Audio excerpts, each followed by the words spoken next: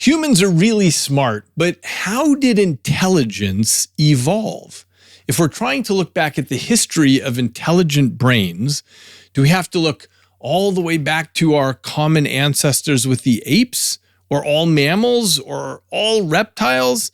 Or can the origins of intelligence be traced back even further? And now that our species is good and smart, what does a knowledge of our past mean for us as we work to build intelligence artificially? Welcome to Inner Cosmos with me, David Eagleman. I'm a neuroscientist and an author at Stanford, and in these episodes, we sail deeply into our 3-pound universe to understand why and how our lives look the way they do.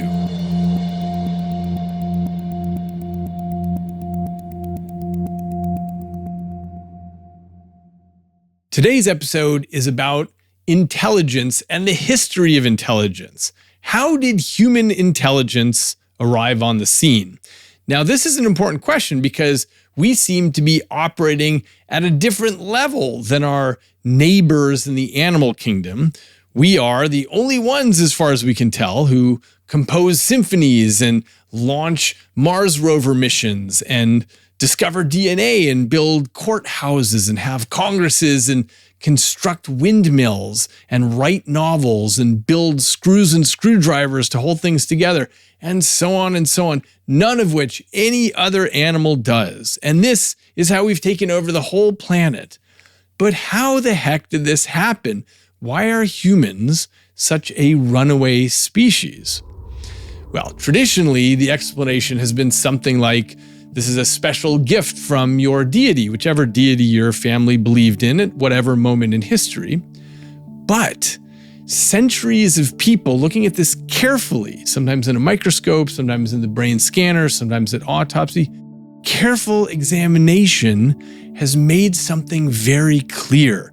When you look at the brains of other animals, those brains are very similar to our own. Now, this shouldn't be surprising. It's the same when you look at other animals' hearts or lungs or kidneys. It's the same good idea, and it's conserved throughout evolution.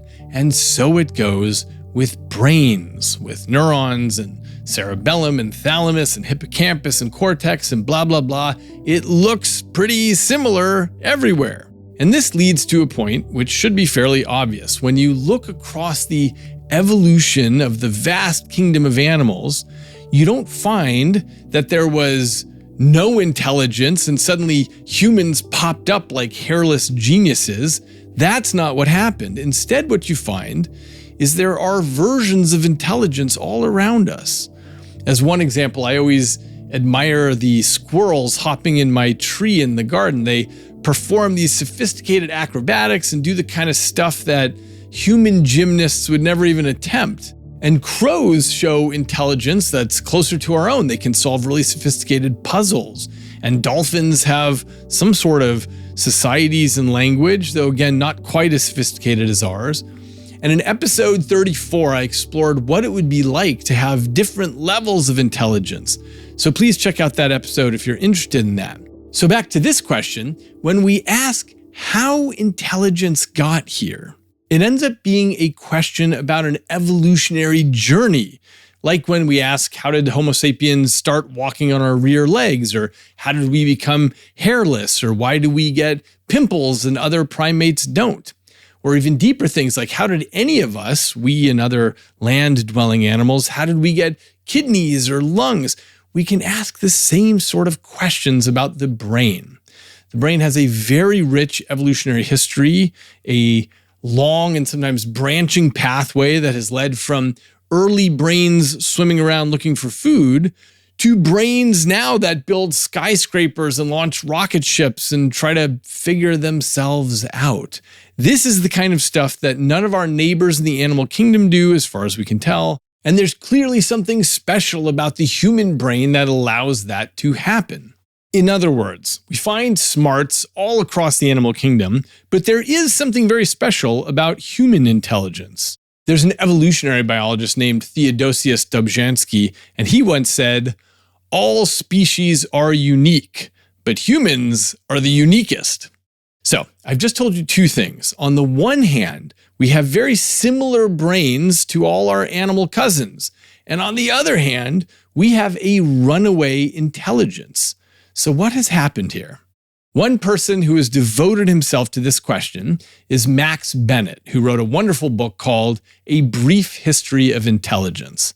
And in this book, Max distills an enormous amount of data about the history of animal species to reveal a clear path that stretches from very ancient ancestors to us.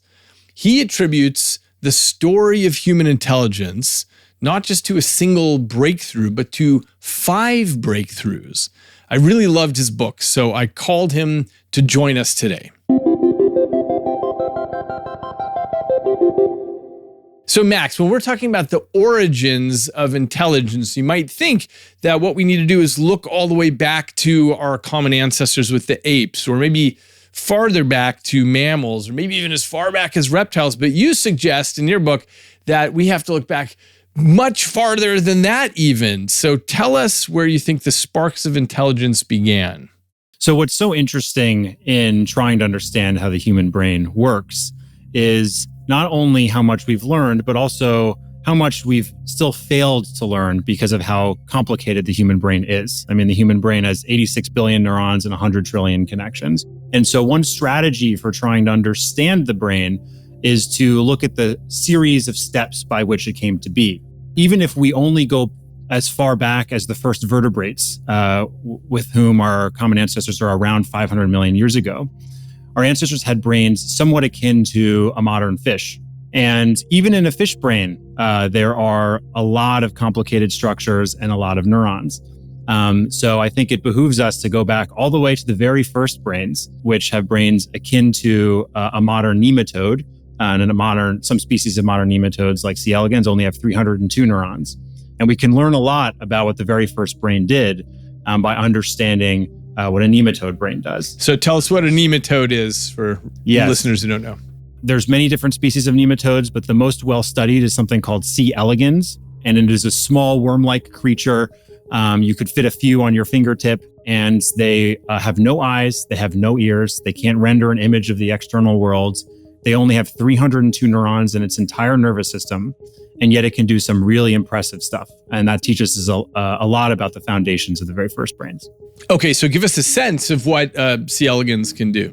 One thing that's really interesting about C. elegans is how well it navigates the world in the absence of a complex sensory apparatus. So one might think that in order to find food or avoid predators, one needs to build a map of space, or have eyes that enable them to see into the distance, or have complex ears that allow them to detect things through sound. But C. elegans has none of this.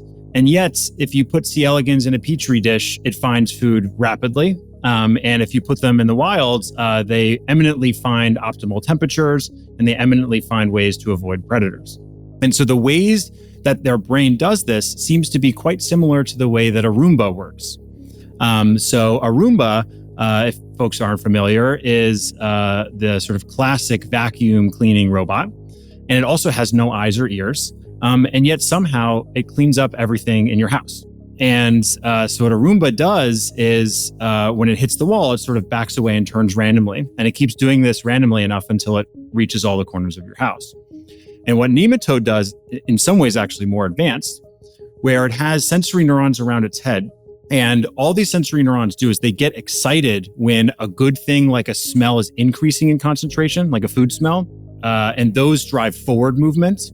Or another set of neurons gets excited when something bad increases or something good decreases. In other words, a decreasing concentration of a food smell. And just by detecting these changes, a brain can decide, I'm going to keep going forward if good things are increasing, or I'm going to turn randomly if good things are decreasing. And this is classically called taxis navigation. In simpler terms, you could call this just steering. And in the absence of any sight, nematodes can find the origin of food smells because food creates this gradient in water where the concentration of the smell is higher towards the source. So the very first brain, its core function was just to categorize things in the world into good and bad, such that it would turn towards good things and away from bad things. Now, bacteria do that too, yes? They do clinokinesis? Absolutely. What's almost mesmerizing about evolution is how this exact same algorithm seems to have been recapitulated in a completely different substrate. So single-celled organisms do this exact same type of taxis navigation, but it's implemented in sort of the protein machinery of a single cell. And a nematode does the exact same algorithm, but not implemented within a single cell, but through a web of neurons. And so what you propose in your book, which is an amazing book, is 5 breakthroughs that happened in evolutionary timescales that led to intelligence, the way that we have and care about intelligence. So tell us about breakthrough number 1. So breakthrough number 1 was this idea of steering. So the animals before the first animals with brains, which are classically called bilaterians, because they have bilateral symmetry, meaning they're symmetric across a central plane. It is interesting to people don't realize this until they think about it, but all animals that we think of as animals are symmetric across a central line through their body. So you mean they have a left side and a right side, and they are a mirror image? Yeah. And so, but not all animals have that. So the very, very first animals, we don't have perfect evidence for this, but we think we're probably more akin to a coral polyp or a jellyfish, which has radial symmetry. So they're symmetric across a central axis. And so the transition from radial symmetry to bilateral symmetry seems to be in part driven by the need to navigate. So although jellyfish are an interesting exception because some of them independently seem to have evolved relatively complex navigational systems, most evolutionary neuroscientists think the very first animals were more sensile, like a coral polyp, where they sit in place, they have tentacles, and they just try to detect food that pass by the tentacles. But the very first animals with brains, our bilateral ancestors, they use this brain to categorize the world into good and bad, to implement this taxis navigation, to find food and avoid predators. So the existence of a brain correlates with having this left-right side? Is that correct? There are all animals with brains have bilateral symmetry or descend from the bilaterally symmetric ancestor in which the first brains evolved. And so we also see a suite of other interesting things emerge with this first breakthrough of steering. One is classically called affect, which is sort of the first template of emotional states. And so a nematode actually has dopamine neurons. And what these dopamine neurons do is they detect the presence of bacteria outside of the nematode. And what it does is it changes their behavioral repertoire to search in their local area. And we see why this exists in the Roomba. So a Roomba has something called dirt detect. And what dirt detect does is if it bumps into dirt, it starts turning randomly in that area. And the reason it does that is because the world is clumpy. So if you detect dirt, it's likely that there's other dirt nearby, even though you're not maybe detecting dirt in the moment. So what a nematode does is the exact same thing. If it runs into food, even though it might not detect food a second later, it's probably the case there's other food nearby. And so this rush of dopamine drives this local search in these very early brains. Similarly, there are serotonin neurons, but they're in the throat. And so what serotonin signals is the consumption of food. And serotonin in these very early nematodes drives sort of satiation. And of course, those chemicals do much more complicated things in human brains. That basic template of dopamine being the seeking exploitation nearby reward signal, and serotonin being the sort of satiation, consumption, satisfaction signal. We do see hints of that basic template even in human brains. So we see categorizing the world into good and bad. We see bilateral symmetry. We see these very basic behavioral states. And then the last thing we also see emerge in this breakthrough of steering is the foundation of associative learning. And this is the first form of real learning that we see emerge in animal evolution. And a nematode can associate a stimulus with a good or bad thing. So if you put a nematode in a petri dish and put salt on one side, nematodes typically steer towards salt because salt tends to correlate with food. But if you leave them in a petri dish and starve them for a long period of time in the presence of salt water, they change their opinion and they will start steering away from salt in the future. And it makes sense why associative learning would emerge if the very first brain of steering, because you want to tweak the goodness and badness of things, because deciding what to turn towards and away from is a life or death decision for a nematode. So this first breakthrough of steering, we see this suite of new abilities from associative learning, bilateral symmetry, categorizing things into good and bad, emerged with the very first brain. So that was breakthrough number one. Okay, terrific. And what was breakthrough number two?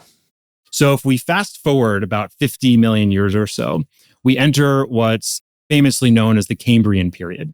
And the Cambrian Explosion is this huge diversification of life, which actually is all of the children of this first bilateral animal. So if you were to swim around the Cambrian Ocean, you would see many ancestors of this bilateral worm-like creature who had proliferated into what would look like crustaceans and arthropods of today. There were huge insect-like creatures in the ocean. And then there were also our ancestors, which were much smaller, modest creatures, but they were most akin to a fish of today. And they were called the first vertebrates. And the reason they're called vertebrates is because in fossils, the most salient feature is the vertebral column. So they had a spine. And in these first vertebrates, we can get insight into what their brains did by looking into the brains of fish today. Because there's many species of fish that evolutionary neuroscientists think have brains that were quite similar to the very first vertebrates. And what I found most surprising when I first started looking into this is how similar fish brains are to human brains. So I would have expected a fish brain to have almost none of the features of a human brain. But counter to that intuition, fish brain have all, with the exception of a few things, have all of the major brain structures that a human brain does. And also counter to what my expectations would have been, there's sort of a stereotype that fish are really dumb. But the more you look into the comparative psychology work done on fish are way smarter than we think. And for example, fish can learn how to navigate out of a maze and remember exactly how to do it a year later. You can go to YouTube and find really funny, cute videos of people training fish to jump through hoops for treats. And you can train a fish to push levers for food and all of these sort of fun things. And so when we look at these brain structures that emerged, there's a lot of really good evidence that the key thing that happened was these early vertebrate brains enabled the ability to learn through reinforcement. In AI, this is called reinforcement learning. In behavioral psychology, this is typically called trial and error learning. So they could learn to perform arbitrary sequences of actions on the basis of whether or not it led to a reward at the end. So when we go into the fish brain, there are two key structures that are useful to know about because they will keep coming up through our story in the evolution of the human brain. One is something called the basal ganglia. And the basal ganglia of a fish has almost exactly the same structure and network as the basal ganglia of a human. And computational neuroscientists have gone to painstaking efforts to show that the basal ganglia is implementing a reinforcement learning algorithm almost identical to the reinforcement learning algorithms we use in AI systems today. And the way that it works in principle is it trains itself based on the excitement of dopamine, and it learns to repeat behaviors that drive dopamine release and inhibit behaviors that drive dopamine decreasing. And what's so fascinating is if you look at how this system came to be, you can see how reinforcement learning is only possible if brains first had the foundation of steering. Because the foundation of steering gives us the categorization of things in the world into good and bad. And that is repurposed to create this reward signal that the basal ganglia then can use to create arbitrary sequences of behavior on the basis of what leads to reward or not. And this is how a fish can learn really complex sequences of actions on the basis of what leads to reward in the end. The second key structure in a fish brain is something called the cortex. And we do have a version of a cortex. There's a portion of our cortex that we'll talk about that's way more advanced. But a fish cortex can still do something incredible that the first nematodes could not, which is it recognizes things in the world on the basis of patterns. So in the first bilateral brain, it could not detect things in the world on the basis of a pattern of activation. So when you look at a horse, you recognize a horse not because of any single neuron in your brain, but because your brain is somehow decoding the pattern of activation on your retina, the neurons in your retina. And so the first brains could not do anything like this. They only detected things when a single neuron got excited in the presence of some stimulus. But fish can even recognize human faces. There have been some amazing studies that show a fish can recognize a human face and learn which face leads to a reward and which face does not. Even when that face is rotated in space, they still recognize it. So the cortex somehow, this is still an outstanding mystery in the field of neuroscience, somehow the cortex recognizes patterns in fish eminently well. And in some ways, the cortex of a fish recognizes patterns better than even our best vision systems in AI, because they've done studies that show that a fish can recognize objects in one shot, even though it's been rotated in space. And AI systems typically don't do that. You need a lot of data to get it to do that. So at the first fish brain, we see reinforcement learning emerge, which can recognize patterns in the world and can learn to take actions in the presence of those patterns based on rewards. So we see reinforcement learning as breakthrough number 2. Excellent. Okay, how about number 3?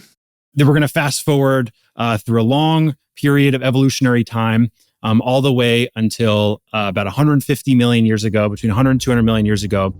This is the era of dinosaurs. Our ancestors were very, very humble, tiny squirrel-like creatures that lived underground, and we only came out at night to hunt for insects. But these were the first mammals. We know a lot about mammal brains, way more than we actually know about fish brains, because the mainstay of neuroscience research typically happens in rats and mice. When we go into these brains, interestingly, the fundamental difference between a mammal brain and a fish brain is the presence of one key new structure, which is a part of the cortex elaborates into what's famously called the neocortex, neo for new. And under a microscope, there's some really interesting things. So we have remnants of the old cortex of fish. They are called the olfactory cortex in humans and mammals. They're called the hippocampus, and they're called the cortical amygdala. These are all ancestral remnants of the very first cortex. But the neocortex is entirely new. This is something that only occurred within mammals. And it looks way more complicated under a microscope. And so there's this grand question, what did this neocortex do? And classically, when we study the neocortex, we look at a lot of humans. And when you look at a human brain, the whole thing seems to be neocortex. So when you look at a human brain, all this full, that's all neocortex bunched together. It's this sort of has this sort of surface area. And the neocortex seems to do everything, which is this funny, perplexing thing in neuroscience, because there's one region that seems to do vision. If it gets damaged, people can't see. There's another area that seems to do audition. If it gets damaged, people struggle to hear things. There's a region that seems to do attention. If it gets damaged, you can't perceive things on one side of your visual view. There's an area for movement. If it gets damaged, you get paralyzed, so on and so forth. So there's this grand sort of mystery of what the neocortex does. But most of it seems to have been based on this idea of perception. A lot of the neocortex seems to enable us to perceive things in the world. But what's odd is if we think about this from an evolutionary perspective, there's no clear perceptual improvements, or very salient, at least, perceptual improvements in a mammal relative to a fish. So a fish can recognize faces as well as a rat can. It recognizes them when rotated in space. So it's not so clear from an evolutionary perspective that the neocortex evolved for better perception. If we really examine the fundamental differences in the abilities of simple mammals with fish, there are, however, 4 things that are seen. And I think these are great clues as to what the neocortex did. One thing that mammals can do very well is they can imagine the future. So there's some really wonderful studies done by David Reddish that show you can put a mouse in a maze and you can watch a mouse imagining its possible futures. Another thing you can do is mammals, even rats, are eminently good at having regret. So if you put them in a situation where they have to make irreversible choices, they will often regret their decision, and you can watch them in their brain imagining themselves taking prior past choices. Mammals also have something akin to episodic memory. You can put rats in experiments where they have to imagine some recent past event in order to solve a puzzle in front of them, and you can watch them do that. And then the fourth is they have really great fine motor skills. So in the sort of reptile literature, there's some good evidence that most lizards, with the exception of birds, which is a non-mammalian vertebrate that has amazing fine motor skills, but reptiles don't even sort of anticipate arm movements to get over obstacles. They're very sloppy in their movements. And yet watch a squirrel run across sort of tree branches, has fine motor skills that blow away any modern robotic system. So these 4 things actually can be seen as different applications of what I would call simulating. In AI, this is called planning typically. So mammal brains are good at simulating possible states of the world and then making choices on the basis of that simulation. They can simulate the future, that's imagination. They can simulate past events, that's episodic memory. They can simulate and plan their hand motions, which is effectively enabling them to do fine motor skills. And so this mental simulation, we even see in humans. I mean, we are eminently capable of doing this. Close your eyes, you can imagine things in your mind's eye. This lights up your neocortex the same way as if you perceived those same objects. And so simulation was this incredible skill given to these early mammals because it enabled them to plan their movements ahead of time and sort of outsmart the dinosaurs. In AI today, this is classically called model-based reinforcement learning. And so in AI, there's this big division between model-free, which means learning to take actions without any planning at all. You just see sort of the current state and then you make a choice. Our self-driving cars, the AI algorithm that keeps you in the lane, is a model-free system. Just sees a picture of the road and decides how to put the steering wheel. Model-based systems are ones that imagine possible futures before making a choice. So AlphaGo, that won classically beat the best Go player in the world, was a model-based reinforcement learning system. It actually, within a matter of seconds, simulated thousands of possible games before making a choice. And so there's this really nice synergy with AI where in early vertebrates with Breakthrough 2, we see model-free reinforcement learning. There's no evidence of fish being able to imagine the future. But with early mammals, we see model-based reinforcement learning, which is them being able to imagine futures before acting. And what is also really interesting is how you can't have simulation without first having trial and error learning. Because the way that simulation cascades into action is you're training yourself in your mind's eye. When a rat closes its eyes and imagines itself taking multiple paths, a little dopamine gets released when it imagines taking the path that actually leads to food. And so then the way that the simulation leads to action is because you already have this trial and error system in place that you're training vicariously with your mind. This is also why they've shown this with athletes too. This is why mental rehearsal dramatically improves performance. Surgeons also, they've done studies that show mental rehearsal improves performance. Okay, so that's breakthrough number 3. Yeah, this is something I talk about on this podcast a lot, is the way that we unhook from the here and now and we go to the there and then, whether that's in the future or the past. As the philosopher Karl Popper said, this is what allows our hypotheses to die in our stead. And we're going to come back to internal models in a little bit. Tell us about the next breakthrough. Okay, so moving forward from early mammals, a huge asteroid hits Earth, which tragically kills off all the dinosaurs and opens up the world for what is sometimes called the Age of Mammals, because our ancestors took over from that point forward.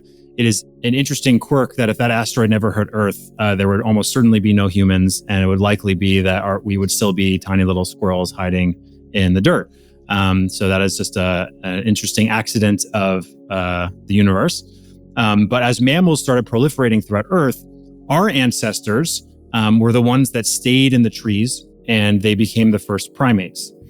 And primates are known for having really, really big brains. You know, the modern primates include monkeys, non-human apes, and of course humans, of whom are apes.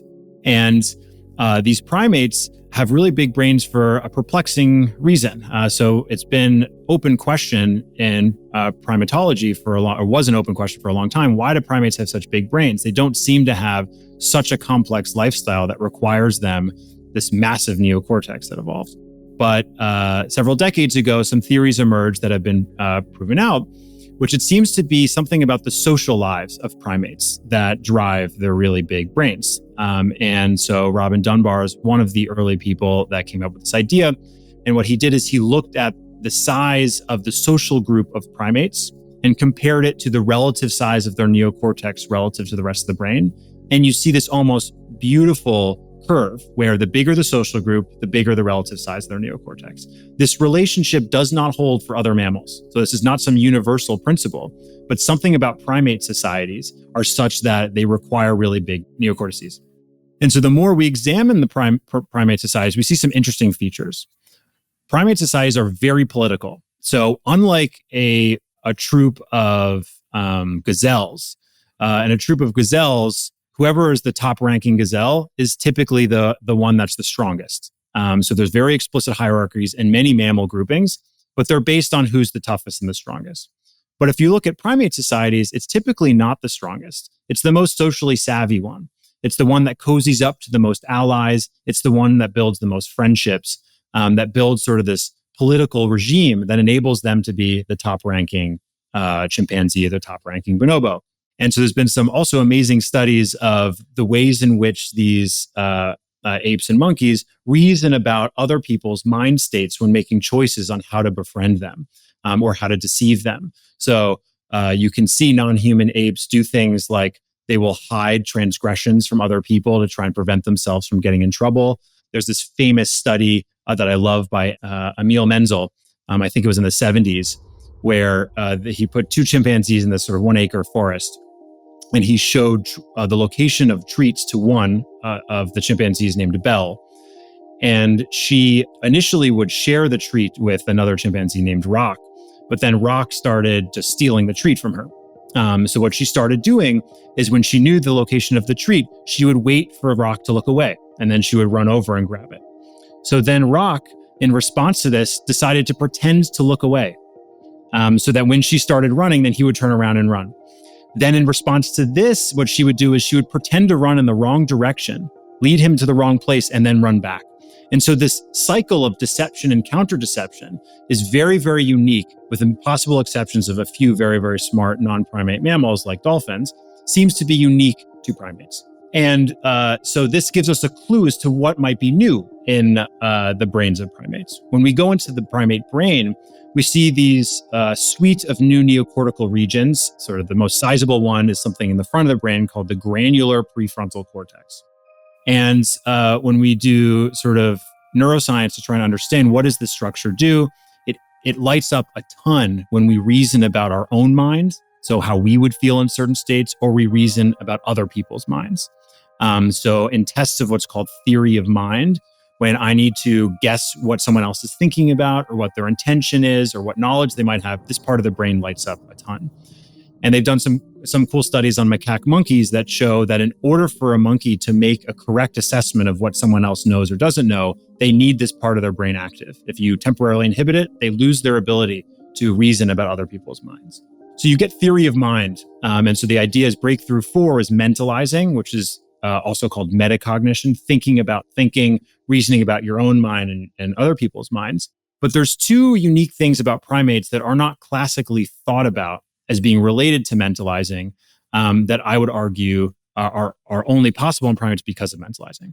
One is imitation learning. We know that primates are exceptionally good imitation learners. So if you take a chimpanzee out of their group and teach them how to open a puzzle box or do some clever motor skill, and then you release them back into their troop, within 30 to 60 days, the whole troop will know the same exact skill. So chimpanzees are very good at learning skills through observation. This is part of why apes are such good tool users, because once one member learns how to use a tool, they all adopt the skill and then they cascade it through generations. In AI, we have tried to teach systems through imitation. We've discovered something really interesting.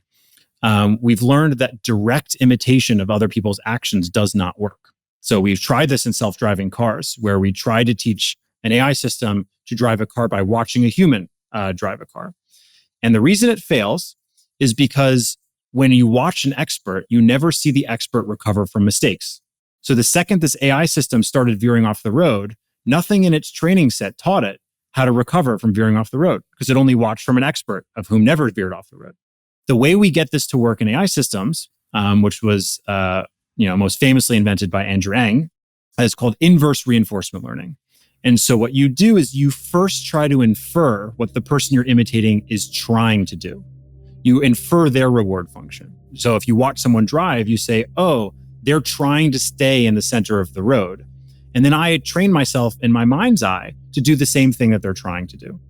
And that works. So Andrew Ng in the early 2000s trained a helicopter to do all these crazy aerobatic tricks through watching other trained experts do those tricks, but not by directly copying them, by first inferring what they're trying to do. And so it eliminates all of the extraneous behaviors.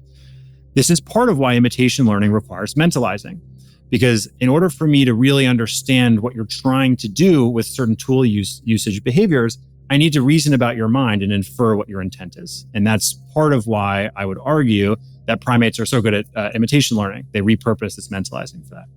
The last one is something called anticipating future needs. So when we go grocery shopping for the week, we're actually doing something really remarkable. We are taking an action today to satiate a need that we do not currently have. I might not be hungry, and yet I'm going to take an hour out of my day to fill up my refrigerator.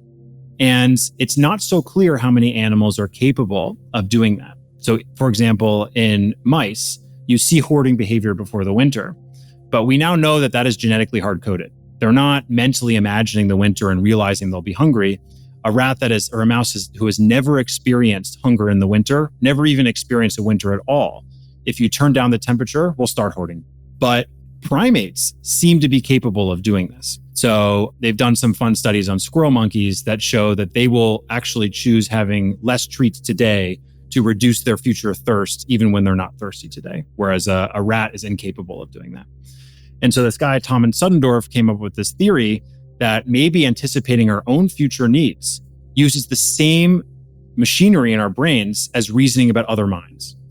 Because if you think about it, it's really the same thing. For me to ask, what would David feel like if he didn't drink for a week, is really the same question as what would I feel like if I didn't drink for a week? And so this might also explain why apes and other primates are so good at anticipating their own future needs and making these really long-term plans. So breakthrough 4 is mentalizing. It is the building a sort of model of your own inner mind, and it enables you to reason about other minds. It enables you to learn through imitation, and it allows you to anticipate your own future needs. Great. Tell us about the final breakthrough that led to the kind of intelligence that we enjoy. So there's been, throughout the ages, so many thinkers, philosophers, and scientists have tried to draw a hard line between humans and other animals and articulate what is the thing that makes humans unique. And after writing this book, one of the most clear things to me is how little difference there really is between us and other animals. So people used to think only humans could imagine things. I think the evidence is very strong that other mammals and probably birds regularly have imagination. Some people thought only humans think about thinking. I think there's pretty good evidence that other primates do the same. And so there's been this long laundry list of stuff. I think the main feature of human intelligence that there is this good evidence is uniquely human, or at least uniquely evolved in the human lineage and was not present in other primates, is language. And so language is not the same thing as communication. Even single-celled organisms engage in communication. But language is unique on 2 counts. Human language has what's called declarative labels. It allows us to assign an arbitrary symbol to a thing or an action in the world.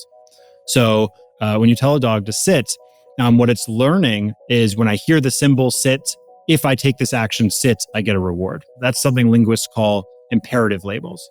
A declarative label is if I say sit, we're all imagining the action of sitting.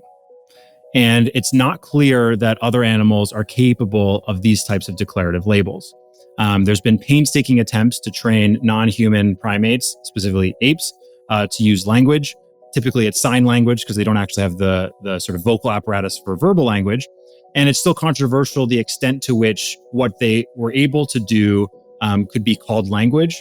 But even if you would classify it as a primitive form of language, it's very clear that non-human apes are not nearly as good at learning language as human children are. The second thing that's unique about human language is grammar.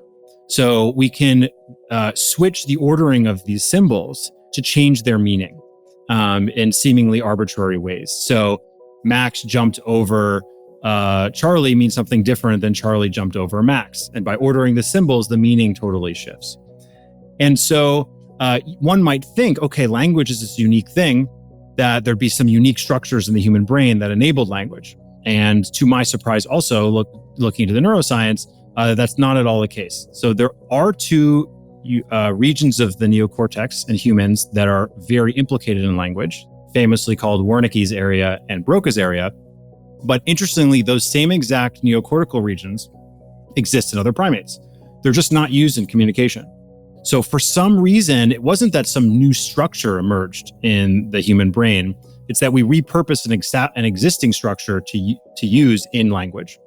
And what seems to have happened is a new learning curriculum evolved in humans that enabled us to learn language. And so if we compare chimpanzee children to human children, there's 2 very unique traits of human children. One is they engage in something called joint attention at a very, very young preverbal age, which means children get a unique burst of excitement when they can confirm by looking at your eyes that they and you are attending to the same object. So So they've done lots of painstaking studies to show that the child is not excited because they think they're going to get the object. They're not excited because the parent is excited. They are specifically happy and satisfied when they confirm that they are looking at the same object that the parent is looking at. And what does this enable us to do? This enables us to render a simulation of the same object in our head so we can assign a symbol to it. If we all look at a cat and I confirm you're looking at a cat, and then the parent says the symbol cat, whether it's verbal or a sign or a written word, it creates this sort of basic foundation for labels to be constructed. And the other thing that's unique in human children is proto-conversation. So they've shown that very young human infants will match the duration of babbling before words with their parents. So if the parent babbles for 4 seconds, the child tends to babble for 4 seconds and then pause and wait for the parent to do that. These two things are not naturally occurring in non-human primates. So it's very hard to get a chimpanzee to attend to the same object and for them to confirm that we're all attending to the same thing. Okay, so we get language. But why does language make humans so special? So this has been well discussed in linguistics, in Yuval's book, Sapiens. I think he speaks to a lot of this. What makes language so incredible is it enables us to share our inner simulations.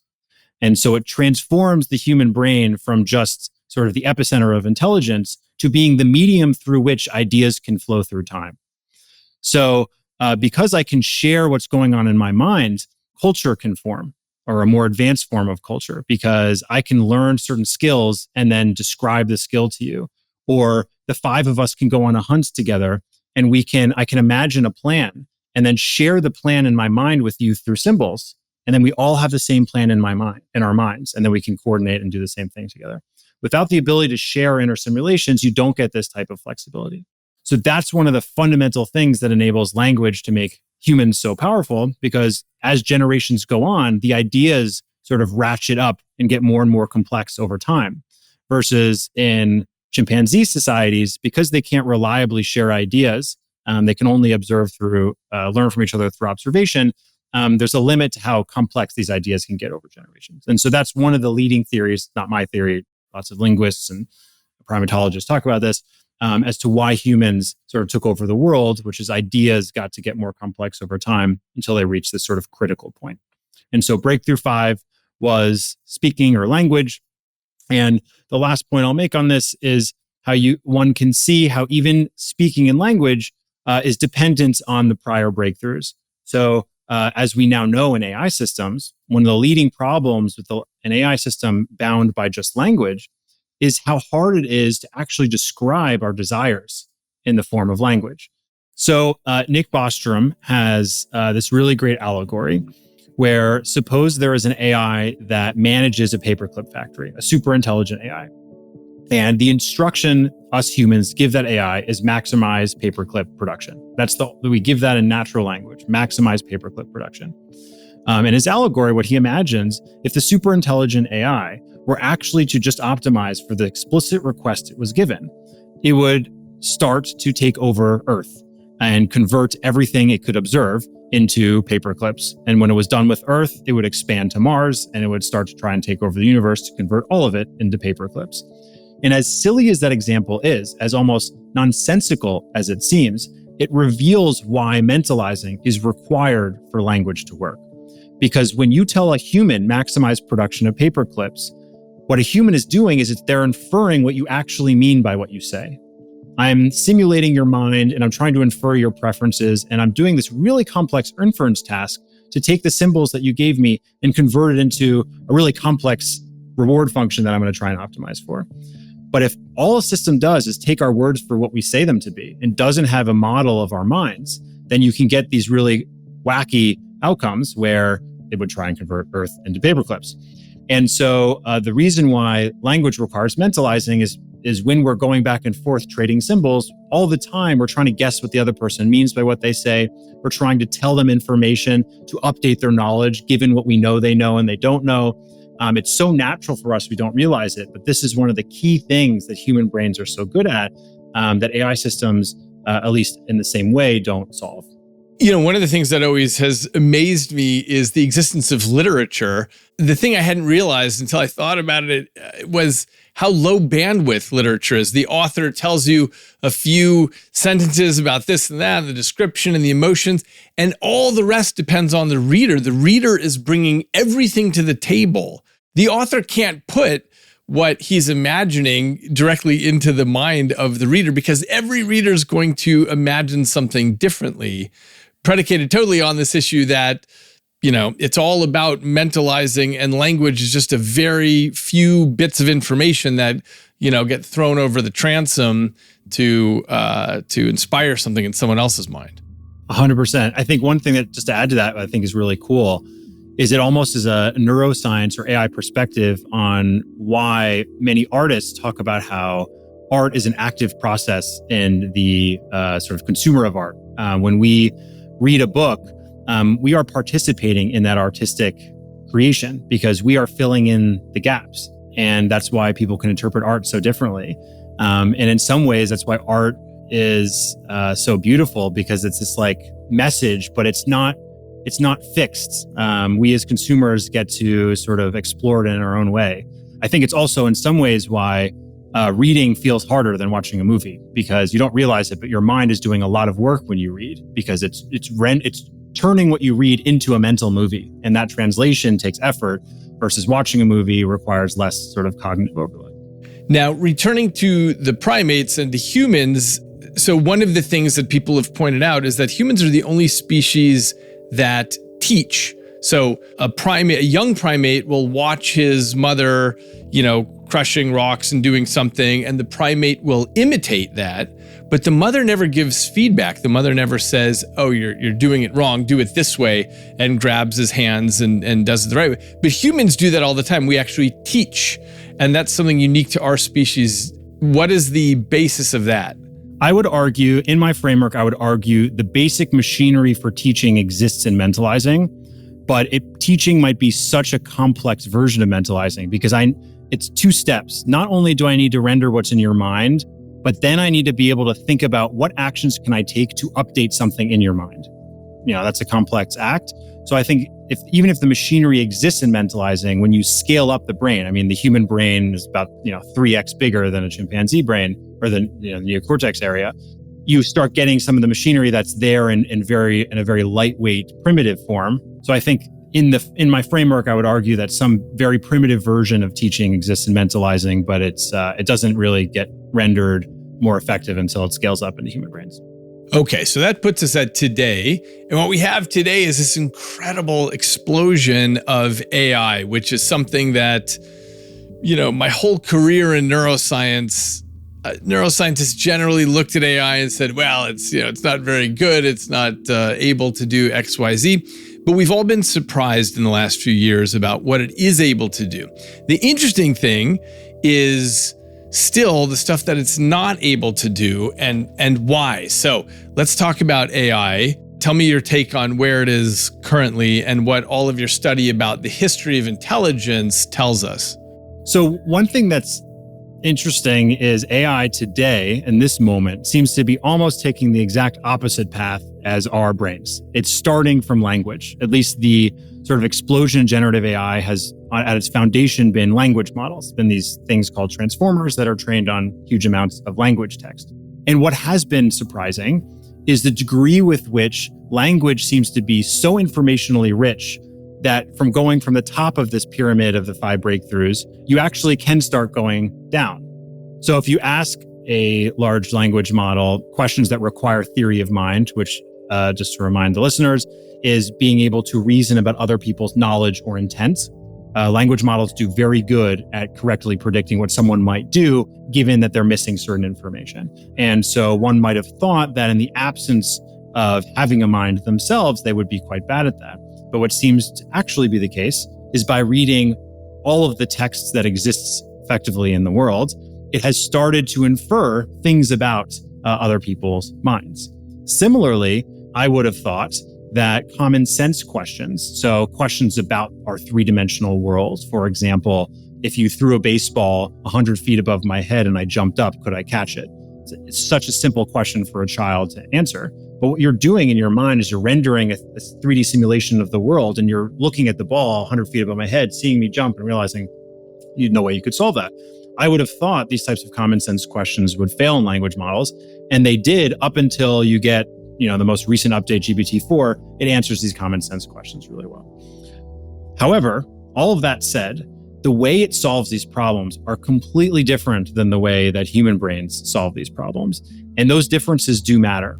Two key things that I think AI is missing that mammal brains can do, even some fish brains can do, that I think AI can learn from neuroscience is the following. The first is something called continual learning.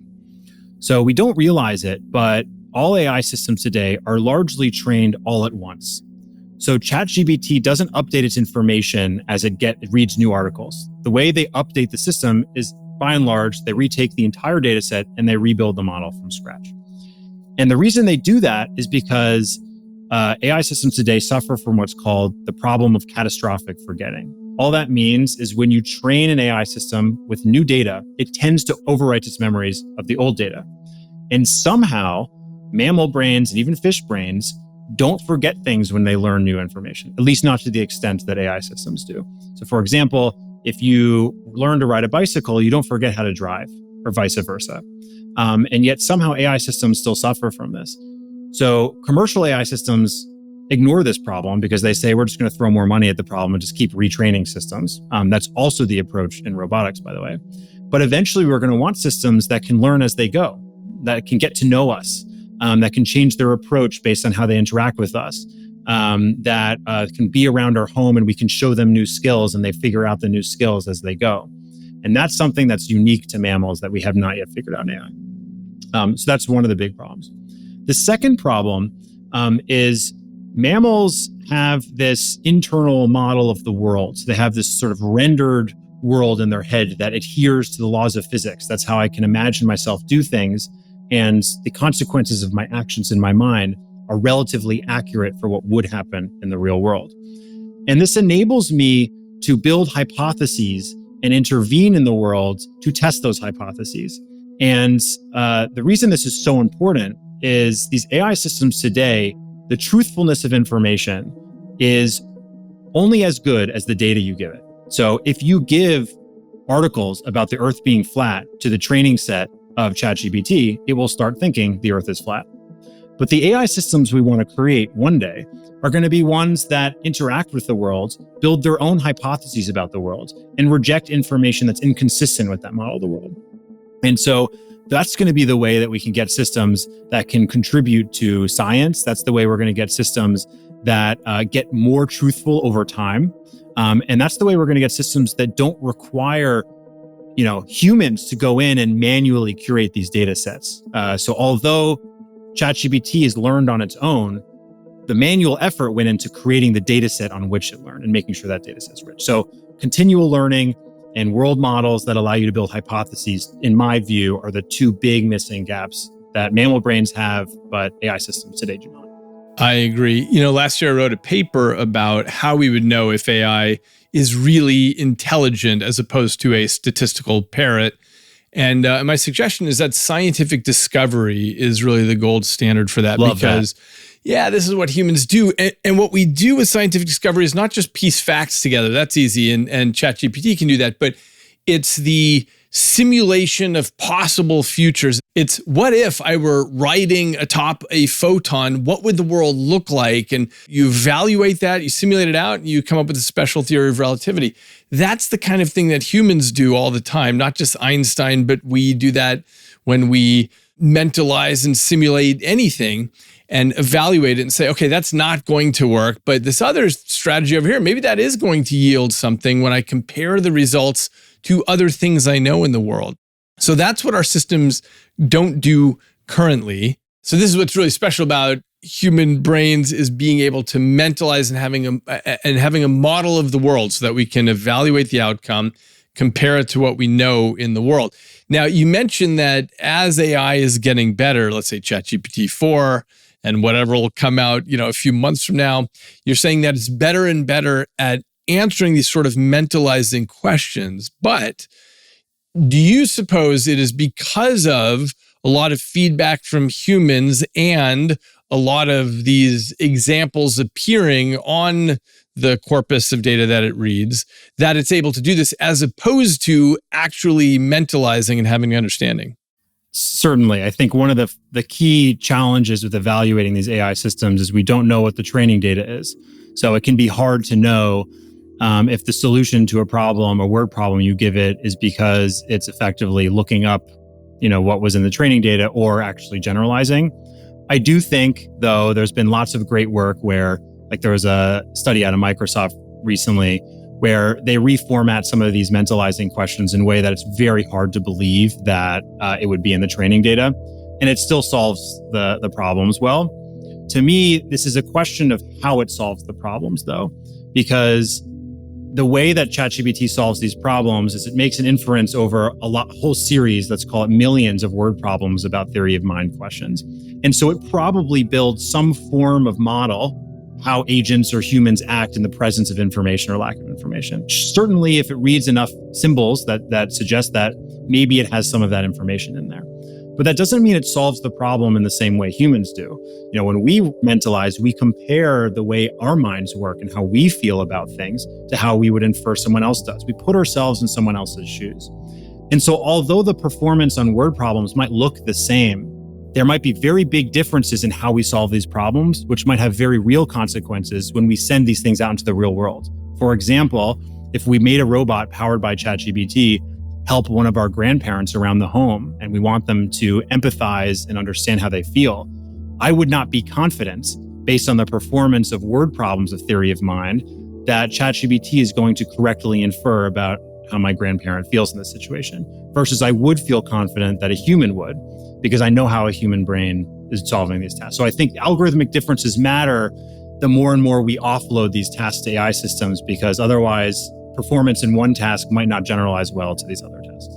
So what's interesting is I've spent a lot of time on GPT-4 seeing if it has theory of mind, running tests on this. And just for the audience, theory of mind test would be something like Sally walks into the room and puts the baseball on the bed, then she leaves. Anne comes into the room, sees the baseball on the bed, picks it up, puts it in the closet, and leaves. When Sally walks back in the room, where does she look for the ball?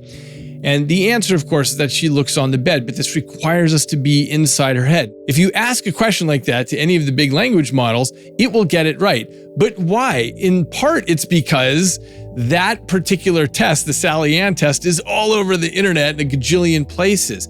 And there are many, many questions that have been asked about theory of mind that already exist on the internet.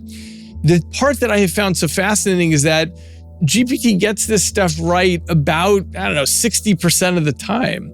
So in other words, several times in a row, I'll try to make up some question that I think is new, and it gets it right. And I'm stunned. And I think, wow, I think it really has a sense of what it is to be a person.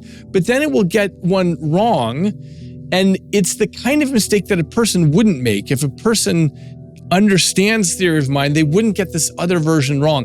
And that's why I find myself a little bit confused here in the middle of 2024 about whether to conclude that AI has theory of mind capabilities or not. I think this goes to the semantics of how we measure this thing we call theory of mind. And this is actually, what you're asking is in some ways a profound question and an open question in AI, because the entire field of machine learning operates on performance benchmarks. The entire field is based on this idea of give me an evaluation test, and then I'm going to see how well I perform on this test. But that's problematic for things like theory of mind, because if you ask any scientist of theory of mind is defined in the mechanism, not the performance.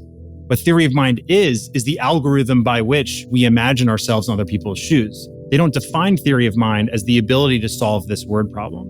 And so we see this sort of challenge where just because it solves the word problems doesn't mean that it's solving them in the way that someone else might classify as theory of mind. So I think in some ways this is in the semantics of what do we mean when we say, does this thing have theory of mind? I think it clearly is very good at solving theory of mind like word problems. I'm quite confident that it's not doing what primates do when they engage in theory of mind. And I'm also not confident that the solutions to these word problems will generalize well to other types of tasks that are not word-based, that require theory of mind, such as a robot around the house that has to infer how someone might feel in certain situations to proactively help them, proactively comfort them. I'm not confident that the theory of mind word problem success will translate to these other types of theory of mind problems. So to get to that robot that is like a human and really understands these things, what do you see from your framework of these 5 breakthroughs of intelligence? What needs to happen besides this language piece? So the big missing pieces are breakthroughs 3 and 4. We need these systems to have some form of internal world model that they're continuously updating based on interacting with the actual world. And I do think this grounding in reality is important for many of the features that we want these AI systems to have.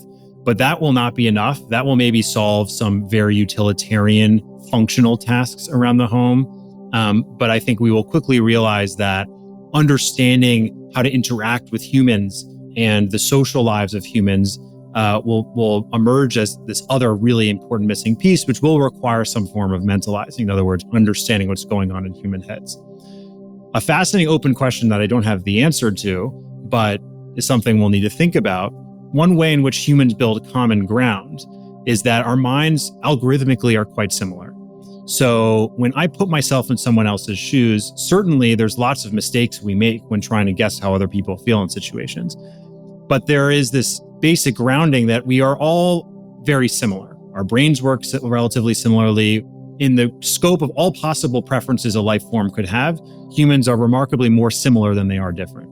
And yet, when we build this AI system, it's not at all clear that the way it would feel about the world is going to be the way we feel about the world. And so the basic trick that it seems primate brains use, which is I reason about your mind by building a model of my own mind and projecting myself into your situation, won't work for an AI system. Because it won't be the same as us. It won't necessarily have the same preferences. And so I do think that begets an interesting sort of safety challenge for us, which is how do we make sure that they accurately understand human preferences, how we feel about things, how we would feel about things, while not being grounded in having those same feelings themselves. That was Max Bennett diving into the 600 million year history of how the human brain got here. As you can see, Max looks at evolution the way that you might look at technological innovation in the business world. When a new technology comes onto the scene, like the personal computer, it enables all kinds of new products. And it's the same when a new brain capability hits the scene. That opens the door to new sorts of skills.